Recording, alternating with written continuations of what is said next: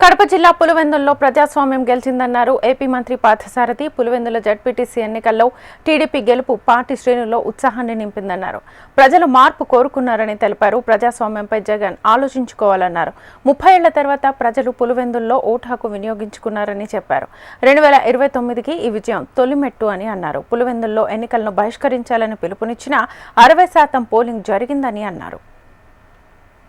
మొట్టమొదటి స్వాతంత్ర దినోత్సవం ఆగస్టు 14 అని చెప్పేసి భావించే విధంగా ఘన విజయాన్ని మరి పులివెందుల ప్రజలందరూ కూడా తెలుగుదేశం పార్టీకి, చంద్రబాబు నాయుడు గారి నాయకత్వంలోని తెలుగుదేశం పార్టీకి అందించడం చాలా సంతోషం అని చెప్పేసి మనం చేస్తా ఉన్నాం.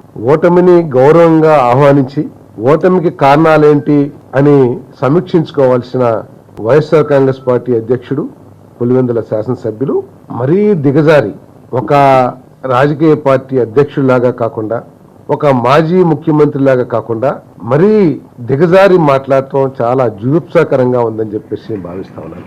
మాట్లాడితే ప్రజాస్వామ్యం అని, ప్రజాస్వామ్యం అంటే వైసీపీ గెలిస్తేనేమో ప్రజాస్వామ్యం ఉన్నట్లు, వైసీపీ ఓడిపోతే ప్రజాస్వామ్యం ఓడిపోయినట్లు ఒక అప్రజాస్వామిక రాజకీయ నాయకుడు మాట్లాడటం చూస్తా ఉంటే చాలా ఆశ్చర్యకరంగా ఉందని చెప్పేసి నేను భావిస్తున్నాను.